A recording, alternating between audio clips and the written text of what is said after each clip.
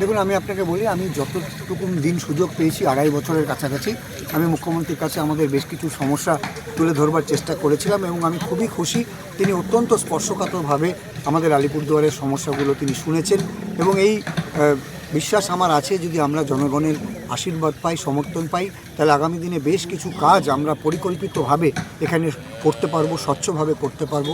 এই সুযোগটা আমরা মানুষের কাছ থেকে চাইছি এবং সেক্ষেত্রে নিশ্চিতভাবে আমাদের মুখ্যমন্ত্রী আলিপুরদুয়ারকে আরও নিজের মতন করে সাজিয়ে তুলতে পারবেন এবং সেক্ষেত্রে একটি সুষ্ঠু পরিকল্পনা তৈরি করা যাবে বলে আমার বিশ্বাস। 2014 সালের ঐতিহাসিক দিন মনে করবেন, যে মাঠে এসে মুখ্যমন্ত্রী আলিপুরদুয়ার জেলা ঘোষণা করেছিলেন। সোনাক্ষী, মশলা কোথায়?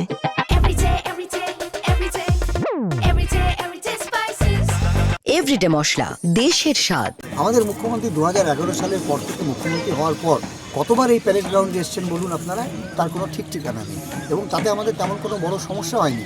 আমরা বারবার করে তো একটা কথা বলেছি যে অনুষ্ঠান করবার জন্যই এই ঐতিহাসিক মাঠ, সব কিছু এখানে হবে, কিন্তু মাঠকে আবার পূর্বের অবস্থায় ফিরিয়ে দিতে হবে। এটা আমার একদম ব্যক্তিগতও বলুন বা সমষ্টিগত বলুন, এটা আমার দাবি।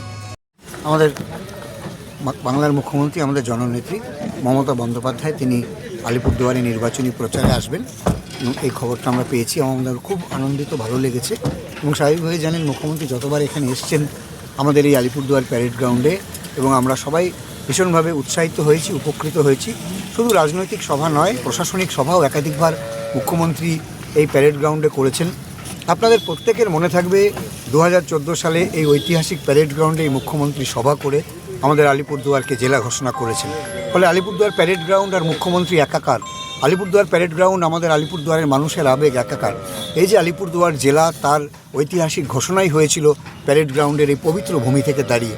ফলে মুখ্যমন্ত্রী আবার এখানে আসছেন, মানুষজনকে তিনি বলবেন এবং সাধারণ মানুষের স্বার্থে তিনি যে কথা বলেন সেটা আগামী দিনে বাস্তবায়িত হয়, এই বিশ্বাস আমাদের প্রত্যেকের আছে। তাই মুখ্যমন্ত্রী আসছেন শুনে আমরা উৎসাহিত হয়ে এখানে আমরা একটু এসেছিলাম।